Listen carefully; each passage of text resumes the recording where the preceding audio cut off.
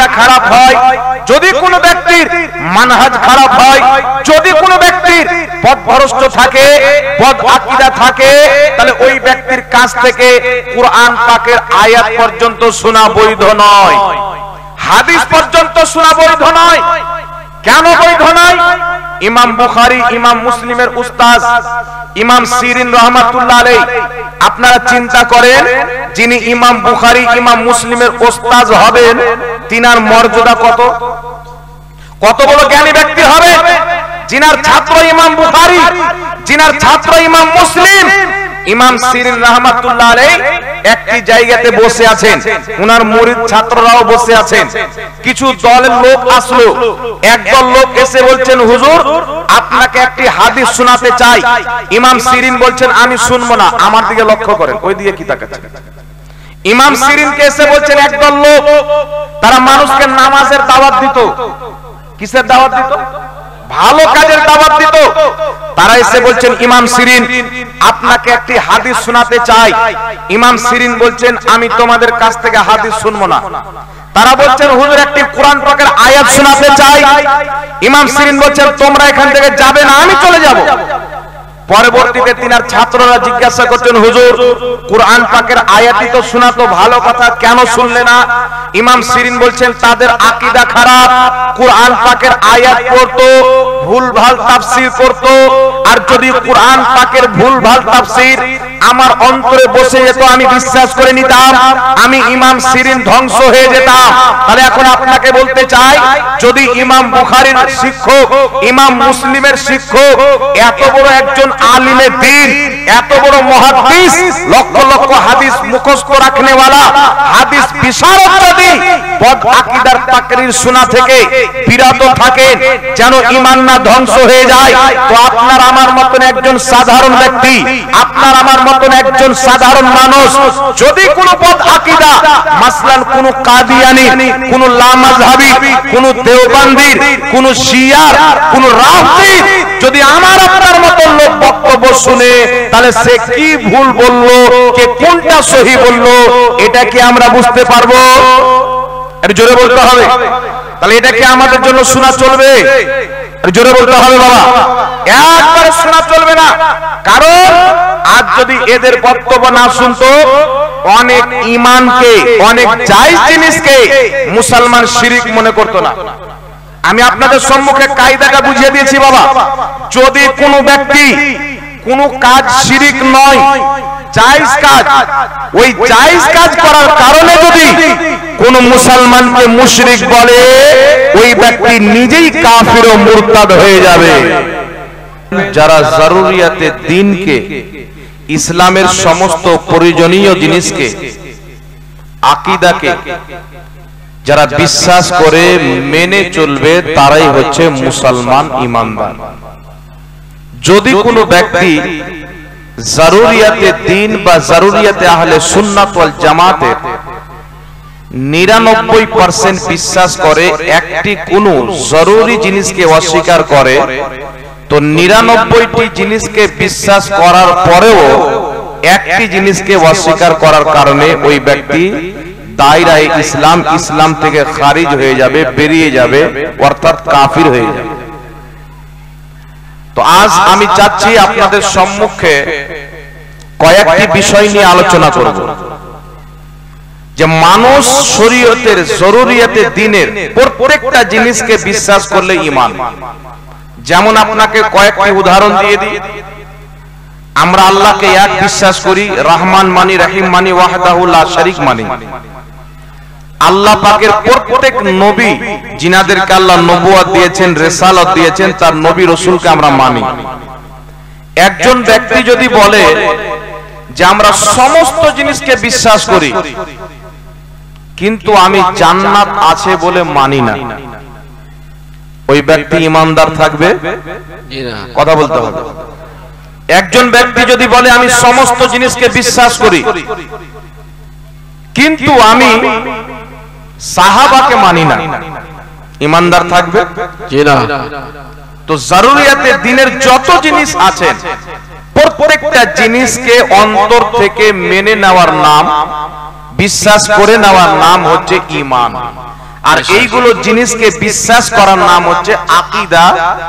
যেমন আল্লাহ এক, এটা আমাদের আকীদা। আল্লাহর সমস্ত নবীকে আমরা নবী মানি, এটা আমাদের আকীদা। তার মধ্যে আমাদের নবীকে সর্বশ্রেষ্ঠ মানি, এটাও আমাদের আকীদা। ফেরেশতাকে মানি, মালায়েকাকে মানি, জান্নাতকে মানি, হাসরকে মানি, পুলসিরাতকে মানি।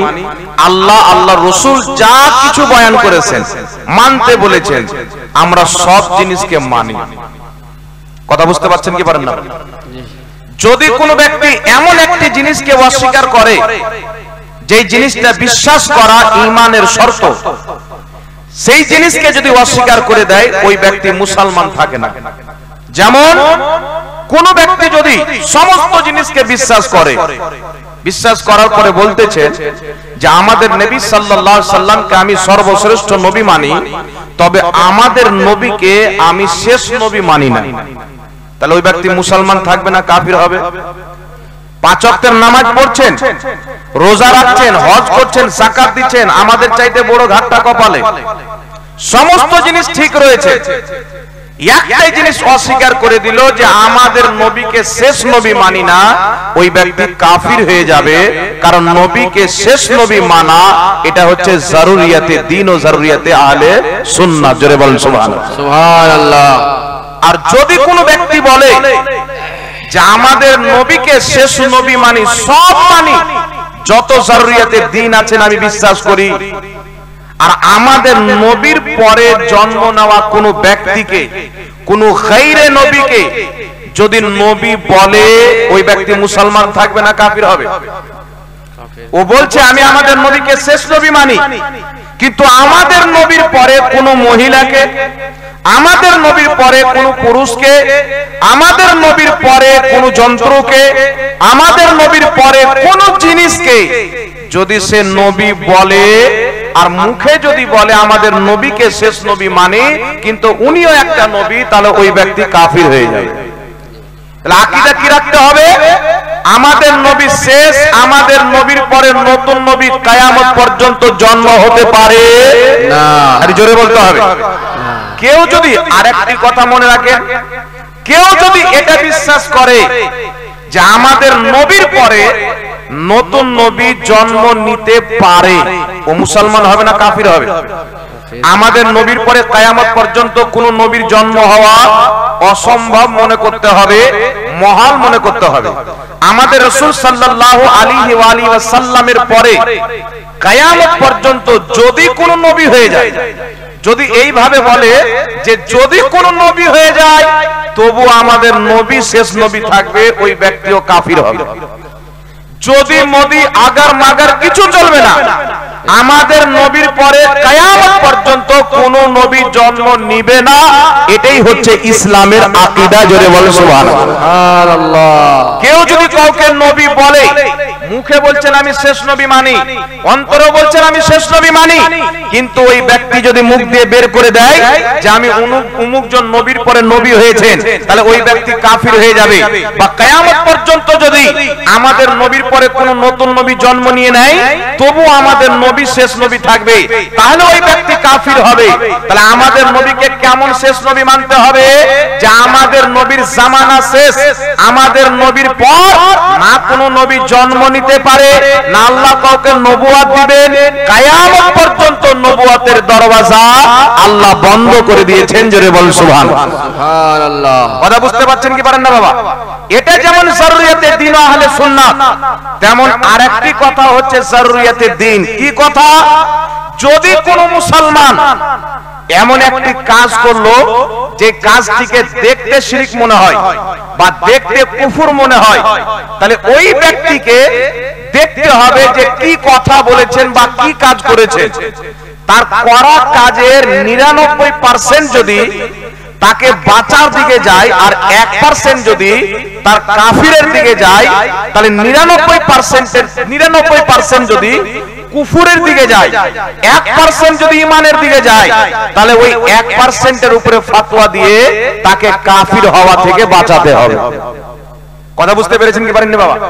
এমন একজন বক্তা আসলে একটা শব্দ ব্যবহার করলো, পাবলিক সবাই মনে করছেন এটা তো কুফরি শব্দ, তবে দেখতে হবে ওই শব্দের 99 দিক যদি কুফুরের দিকে যায়, একটি দিক যদি ঈমানের দিকে যায়, ফুকাহায়ে কেরাম বলছেন ওই এক দিককে মান্য করে তাকে কাফির হওয়া থেকে বাঁচাতে হবে।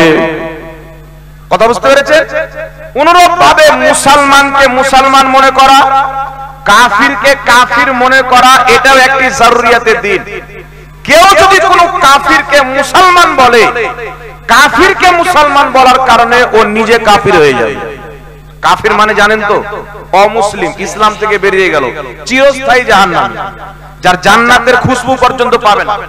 কেউ যদি কোনো কাফিরকে মুসলমান মনে করে, ওই ব্যক্তি নিজে কাফির হয়ে যাবে। সে নিজে যতই বিশ্বাস করুক, যতই নামাজ পড়ুক, রোজা রাখুক, কাফিরকে কাফির না মনে করার কারণে, কাফিরকে মুসলমান মনে করার কারণে ওই ব্যক্তি কাফির হয়ে যাবে। আর যদি কোনো ব্যক্তি কোনো মুসলমানকে কাফির মনে করে, একজন মুসলমানকে কাফির মনে করার কারণে ওই ব্যক্তি নিজেই কাফির হয়ে যাবে। কথা বুঝতে পারছেন বাবা? আমার আপনার রাসূল বলেছেন, মিশকাত শরীফের হাদিস, যদি কোনো ব্যক্তি কোনো মুসলমানের উপরে কুফরির ফতোয়া দেয়, সে যদি কাফির না থাকে, মুসলমান থাকে, তাহলে যেই ব্যক্তি ফতোয়া দিল সেও মুসলমান, যতই বড় মুফতি হোক, যার উপরে ফতোয়া দিয়েছেন কুফরির, সে যদি কাফির থাকে তো ঠিক আছে। যদি সেই ব্যক্তি কাফির না থাকে, ফতোয়া দেনেওয়ালার উপরে ফতোয়া পড়বে, সে নিজে কাফির হয়ে যাবে। কথা আমার বুঝা শিখেছে না বাবা? একজন ব্যক্তি লালটু মিয়া ভোল্টু মিয়াকে কাফির বলল। লালটু মিয়া বড় আলিম, ভোল্টু মিয়া এমন একটি কাজ করেছেন, লালটু মিয়া বলছেন ইসলাম বিরোধী কুফরি কাজ, এই কাজ করার কারণে লালটু কাফির হয়ে গেল। কিন্তু অরিজিনালে লালটু কিন্তু কাফির নয়, ওটা ইসলাম বিরোধী নয়। ওর মনে লাগলো ফতোয়া দিয়ে দিল। ও যদি কুফরি না করে, তাহলে যে ফতোয়া দিল ওর উপরে ফতোয়া পড়বে, সে নিজে কাফির হবে। এটা হবে না যে আমি আপনাকে কাফির বললাম তো এর মধ্যে কেউ কাফির নয়, একজন অবশ্যই কাফির হবে। যার উপরে ফতোয়া দেওয়া হলো সেই ব্যক্তি যদি কাফির থাকে তো ঠিক আছে। লক্ষ্য করে শুনবেন বাবা, ঈমান কাকে বলে, আকীদা কাকে বলে, আপনাকে বোঝানোর চেষ্টা করতেছি। একজন ব্যক্তি যদি কাউকে কাফির বলে, সে যদি কাফির থাকে আলহামদুলিল্লাহ ঠিক। আর যদি সেই ব্যক্তি কাফির না থাকে, কোন মুসলমানকে কাফির বলে, তাহলে সেই ব্যক্তি নিজেই কাফির হয়ে যাবে। কথা বুঝে আসছে কি আসে না বাবা? এবার আপনাকে আমি বলতে চাই যে ঈমান কাকে বলে, আকীদা কাকে বলে। আকীদার নাম হচ্ছে কি?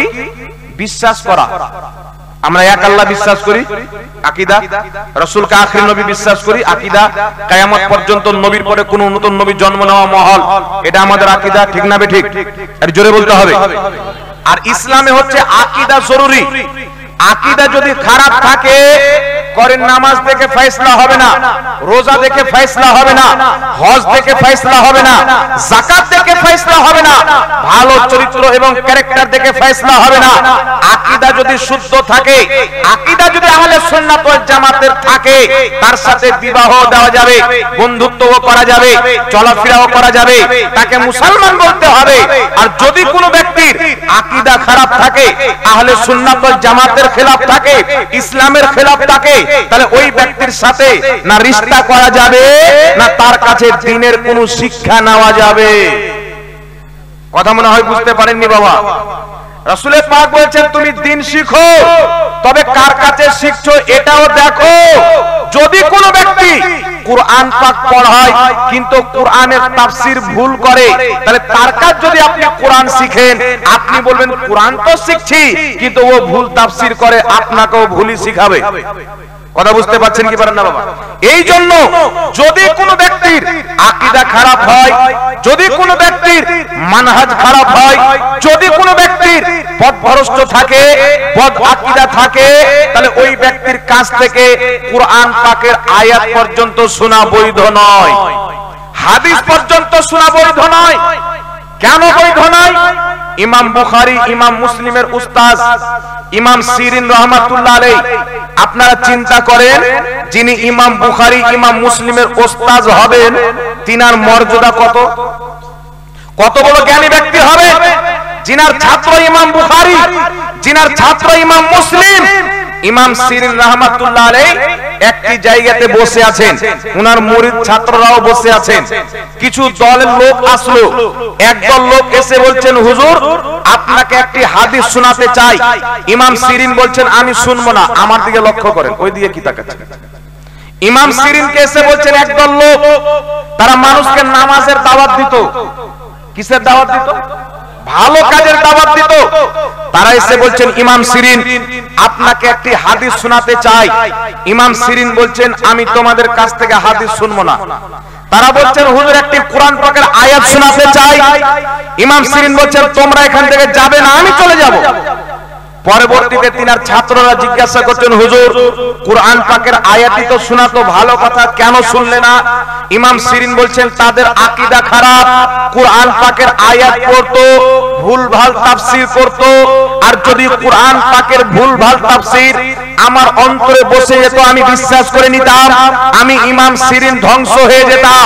তাহলে এখন আপনাকে বলতে চাই, যদি ইমাম বুখারীর শিক্ষক, ইমাম মুসলিমের শিক্ষক, এত বড় একজন আলিমে দ্বীন, এত বড় মুহাদ্দিস, লক্ষ লক্ষ হাদিস মুখস্থ রাখনেওয়ালা, হাদিস বিশারদ যদি বদ আকীদার তাকরীর শোনা থেকে বিরত থাকেন যেন ঈমান না ধ্বংস হয়ে যায়, তো আপনার আমার মতন একজন সাধারণ ব্যক্তি, আপনার আমার মতন একজন সাধারণ মানুষ যদি কোনো বদ আকীদা, মাসলান কোন কাদিয়ানি, কোন লামাযহাবী, কোন দেওবন্দির, কোন শিয়ার, কোন রাফিদ, যদি আমার আপনার মতন লোক বক্তব্য শুনে, তাহলে সে কি ভুল বলল, কে কোনটা সহি বলল, এটা কি আমরা বুঝতে পারবো? একটু জোরে বলতে হবে। তাহলে এটা কি আমাদের জন্য শোনা চলবে? জোরে বলতে হবে বাবা, একবারে শোনা চলবে না। কারণ আজ যদি এদের বক্তব্য না শুনতো, অনেক ঈমানকে, অনেক জায়েজ জিনিসকে মুসলমান শিরিক মনে করতো না। আমি আপনাদের সম্মুখে কায়দাটা বুঝিয়ে দিয়েছি বাবা। যদি কোনো ব্যক্তি কোনো কাজ শিরিক নয়, জায়েজ কাজ, ওই জায়েজ কাজ করার কারণে যদি কোন মুসলমানকে মুশরিক বলে, ওই ব্যক্তি নিজেই কাফির ও মুরতাদ হয়ে যাবে। যদি কোনো ব্যক্তি কোন জায়েজ কর্মকে শিরিক বলে, আর ওই জায়েজ কর্মকারী ব্যক্তিকে মুশরিক বলে, তাহলে যেই ব্যক্তি তাকে জায়েজ কাজকে শিরিক বানাবে আর করনেওয়ালাকে মুশরিক বলবে, ওই ব্যক্তি নিজেই কাফির হয়ে যাবে। আপনাকে আমি এক্সাম্পল দিতেছি বাবা। যেমন অনেক কর্ম ইসলামে রয়েছে, যেই কর্মকে অনেক লোক শিরিক মনে করে, অনেক লোক নাজায়েজ মনে করে। একটি কথা মনে রাখবেন, যেমন আপনাদের সম্মুখে বলতে চাই, আল্লাহর ওলিদের মাজার জিয়ারত করতে যাওয়া, এটা হচ্ছে ইবাদতের কাজ। কিসের কাজ? আমার নবী সফর করে জিয়ারত করতে গেছেন। বুখারীতে হাদিস, নবী সফর করে উহুদের শহীদগণের মাজার জিয়ারত করতে গেছেন। মুসান্নাফে আব্দুর রাজ্জাকের হাদিস, আমার নবী এবং আবু বকর সিদ্দিক ও ওমর সফর করে জিয়ারত করতে গিয়েছেন উহুদের শহীদগণের মাজার। সুতরাং কোন ব্যক্তি কোন আউলিয়া আল্লাহর মাজার, পিতামাতার মাজার, আত্মীয় স্বজনের কবর যদি তারা জিয়ারত করতে যায়, তাহলে কোন মাজার হোক আর কোন কবর হোক, জিয়ারত করতে যাওয়া আমার নবীর সুন্নাত। সুবহানাল্লাহ। আর সুন্নাত হলো ইবাদত। তো কোন মুসলমান যদি মাজার যাওয়াকে শিরিক মনে করে আর জিয়ারত করনেওয়ালাকে মুশরিক মনে করে, এটা মনে করার কারণে, এই ফতোয়া দেওয়ার কারণে, এই বাক্য ব্যবহার করার কারণে ওই ব্যক্তি নিজেই কাফির, ওর বউ তালাক হয়ে যাবে। কথা বুঝতে পেরেছেন কি পারেননি বাবা? যখন কোন ব্যক্তি কাফির হয়ে যায়, তার স্ত্রী মুসলমান থাকে, স্বামী কাফির হয়ে গেল, বিবাহ ভঙ্গ হয়ে যাবে। স্ত্রী যদি কুফরি করে, স্বামী মুসলমান থাকে, বিবাহ ভঙ্গ হয়ে যাবে। কারণ বিবাহ হওয়ার জন্য দুইজনের আকীদা শুদ্ধ হওয়া দরকার। একজনের যদি কুফরি থাকে, আরেকজন মুসলমান থাকে, মুসলমান আর কাফিরের কোনোদিন বিবাহ হয় না। মুসলমানের হিন্দুর সাথে বিবাহ হবে না, মুসলমানের মুশরিকের মুশরিকের সাথে বিবাহ হবে না, মুসলমানের কাদিয়ানির সাথে বিবাহ হবে না, মুসলমানের কোন লামাযহাবী যার আকীদা কুফর পর্যন্ত পৌঁছে গেছে তার সাথে বিবাহ হবে না, মুসলমানের কোন দেওবন্দি যার আকীদা কুফর পর্যন্ত পৌঁছে গেছে তার সাথে বিবাহ হবে না, যার আকীদা কুফর পর্যন্ত যায়নি যে মুসলমান, মুসলমানের সাথে মুসলমানের বিবাহ হবে। জোরে বলুন সুবহানাল্লাহ। অনেক জায়গাতে আপনারা দেখতে পাচ্ছেন একজন মুসলমান উমুক খান বিয়ে করলে উমুক হিন্দু মেয়েকে, উমুক হিন্দু মেয়ে বিয়ে করলো উমুক আপনার মুসলিম ছেলেকে, বা উমুক মুসলিম মেয়ে বিয়ে করলো উমুক হিন্দু ছেলেকে, তো হিন্দু মুসলমানের বিবাহ হবে? জোরে বলতে হবে। কেন হবে না? আমার হিন্দু ভাইরা শিরক করে, তারা আল্লাহ ব্যতীত মূর্তির পূজা করে, চন্দ্রর পূজা করে, সূর্যর পূজা করে, গাছগাছালির পূজা করে, গরুর পূজা করে, আর ইসলাম ধর্মে একমাত্র আল্লাহ ব্যতীত অন্য কারোর পূজা করা যাবে? জোরে বলতে হবে। শিরক কাকে বলে? কোন গায়রে খোদাকে, আল্লাহ ব্যতীত কোন নবীকে, কোন ফেরেশতাকে, কোন বস্তুকে, কোন সৃষ্টিকে, কোন মালায়েকাকে, কোন ওলি আল্লাহকে বা কোন ব্যক্তিকে যদি আল্লাহর সমতুল্য মনে করে, ইবাদতের যোগ্য মনে করে, এটা হবে শিরক। আর ইসলাম ধর্মে সবচাইতে মারাত্মক গুনাহ হলো শিরক গুনাহ, সবচাইতে বড় গুনাহ শিরক। কথা আমার বুঝতে পারছেন কি পারেন না বাবা? তবে এখন কিছু ডুপ্লিকেট মৌলবি বেরিয়েছে, তারা মুস্তাহাবকে পর্যন্ত শিরক বলে দেয়, জায়েজকে পর্যন্ত শিরক বলে দেয়। কয়েকটি আপনাকে উদাহরণ দিয়ে দিচ্ছি। যেমন একজন মৌলবি বলছেন যে আমি যদি বলি, ধরেন আমার বক্তব্য হয়ে গেল, আমি বিদায় নেব, চলে যাব, তা আমি বলছি আপনারা সবাই ভালো থাকবেন, বলছি এটা বলা শিরক। এটা শিরক হতে পারে বাবা? হ্যাঁ? আচ্ছা, আপনারা সবাই ভালো থাকেন এটা বলা যদি শিরক হয়, তাহলে কি বলতে হবে? আপনারা সবাই পুকুরে ডুবে মরে যান, কোনটা বলতে হবে?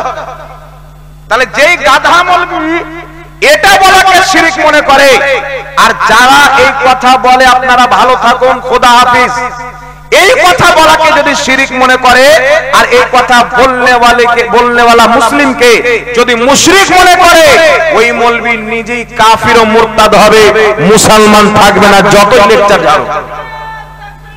আল্লাহু আকবার, ইয়া রাসূলুল্লাহ, জিন্দাবাদ জিন্দাবাদ, আল্লাহু আকবার, ইয়া রাসূলুল্লাহ। এই বাক্য, এই কথা যেই ব্যক্তি বলবে, যতই বড় মৌলবি হোক, শেখ হোক, ওই ব্যক্তি মুসলমান নয়।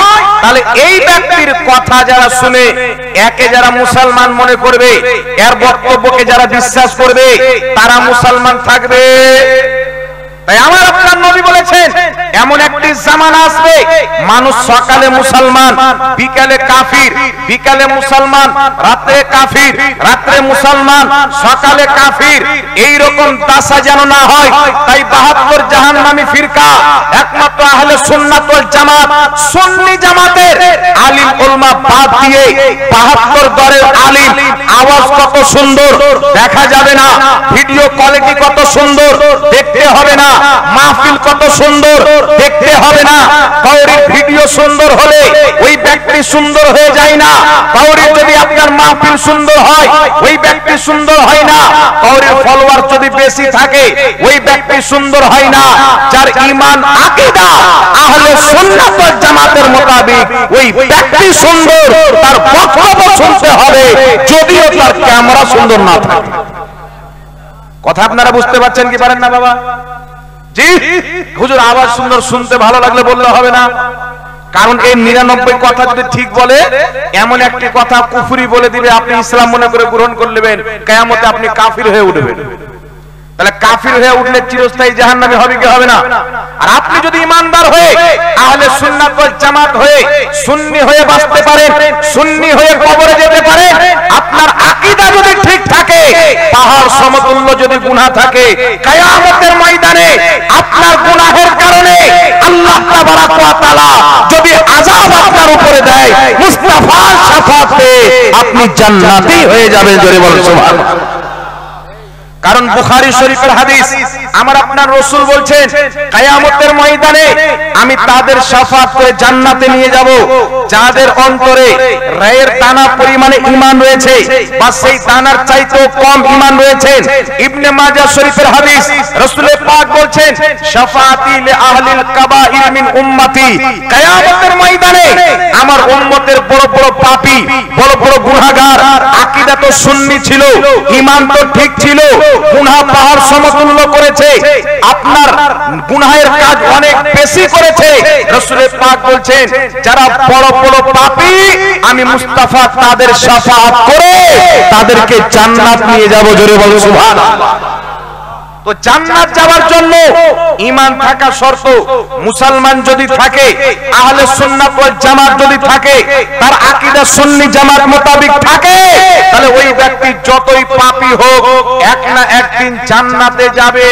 আর পাঁচ ওয়াক্তের নামাজ আছে, কোরআন পড়তে জানে, হাদিস পড়তে জানে, কপালের নামাজের ঘাটটা, কিন্তু রাসূলের ব্যাপারে বলে নবীর মুখ দিয়ে দুর্গন্ধ বের হয়।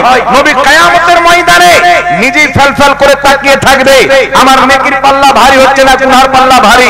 যতই নামাজ পড়ুক, যতই বড় মৌলবি হোক না কেন, যদি তার আকীদা এই রকম থাকে নবীর পিতামাতাকে জাহান্নামী বলে, যদি তার আকীদা এই রকম থাকে নবী কোনো কাজে আসবে না কিয়ামতের ময়দানে, যদি তার আকীদা এই রকম থাকে যে নবী মুস্তাফার পরে নবী আসতে পারে, যদি তার আকীদা এই রকম থাকে নবীর জ্ঞান চাইতে শয়তানের জ্ঞান বেশি, যদি তার আকীদা এই রকম থাকে নবী মুস্তাফার ব্যাপারে তার আকীদা যদি এই রকম কুফরি থাকে, ওই ব্যক্তি যতই নামাজ পড়ুক চিরস্থায়ী জাহান্নামে, যতই রোজা রাখুক চিরস্থায়ী জাহান্নামে। কারণ যেই ব্যক্তির ঈমান নাই, কুফরি করেছে, নামাজ কোটি কোটি বছরের থাক, তার ঠিকানা জাহান্নাম রয়েছে। বল সুবহানাল্লাহ।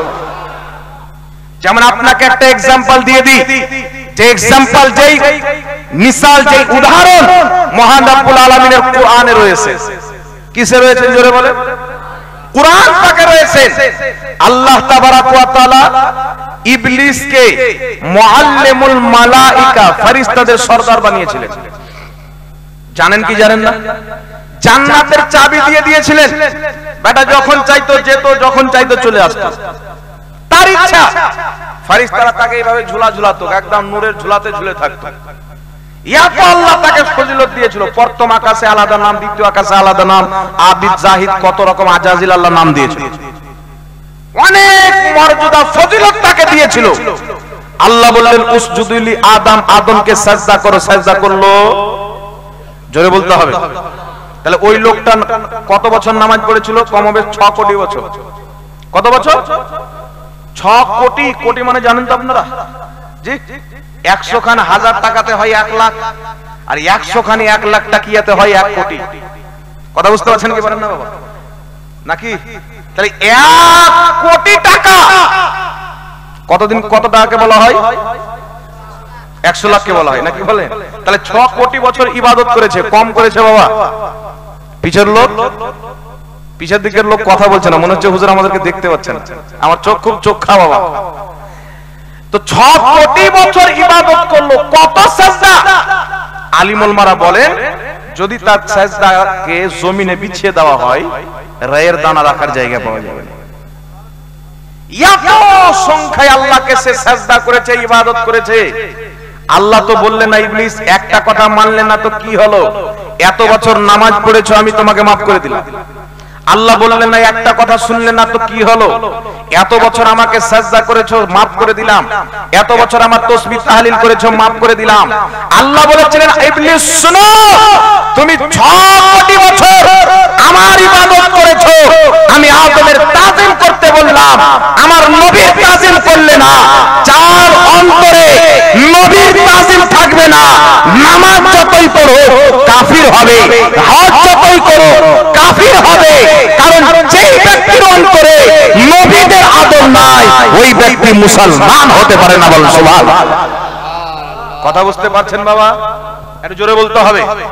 তাহলে যেই ব্যক্তি আহলে হাদিস দলের যেই মৌলবি বলে নবীর মুখ দিয়ে দুর্গন্ধ বের হতো, এটা নবীর অপমান কি অপমান নয়? বুখারী মুসলিমের হাদিস বলে নবীর পাসিনাতে খুশবু। নবী কথা বলতেন, তিরমিজির হাদিস, জবান দিয়ে নূরের জ্যোতি বেরিয়ে বেরিয়ে পড়তো, নূরের টুকরো। যেই নবীর পাসিনাতে খুশবু, ওই নবীর মুখে দুর্গন্ধ হতে পারে না। তাহলে রাসূলের পাকের নামে এই মিথ্যাচার করে লোকটা জাহান্নামী হয়েছে কি হয়নি? একটু জোরে বলতে হবে। রাসূল বলছেন, কিয়ামতের ময়দানে আমি তোমাদের শাফাআত করব, বড় বড় পাপীদের শাফাআত করব। আর শাফাআত হাদিসে মুতাওয়াতির থেকে প্রমাণিত। যদি কোনো ব্যক্তি নবী কিয়ামতের ময়দানে গুনাহগারদের শাফাআত করে তাদেরকে জান্নাতে নিয়ে যাবে, যদি নবীর শাফাআতকে অস্বীকার করে তো এটা হাদিসে মুতাওয়াতিরকে অস্বীকার করলো। আর হাদিসে মুতাওয়াতিরকে অস্বীকার করা হচ্ছে স্পষ্ট কুফরি, ওই ব্যক্তি কাফির হয়ে যায়। সে কাজ্জাব বিন ইহুদি হোক বা তার বড় বাপ হোক, যে হাদিসে মুতাওয়াতিরকে অস্বীকার করবে ওই ব্যক্তি কাফির। হাদিসে মুতাওয়াতির কাকে বলে? যেই হাদিসকে এত সাহাবা বর্ণনা করেছেন যার মিথ্যা হওয়া অসম্ভব। জোরে বলুন সুবহানাল্লাহ। সুবহানাল্লাহ। কথা বুঝতে পেরেছেন কি পারেননি বাবা? তো আমাদের নবী শাফাআত করবেন, এটা আহলে সুন্নাত ওয়াল জামাতের আকীদা, ঠিক না বেঠিক?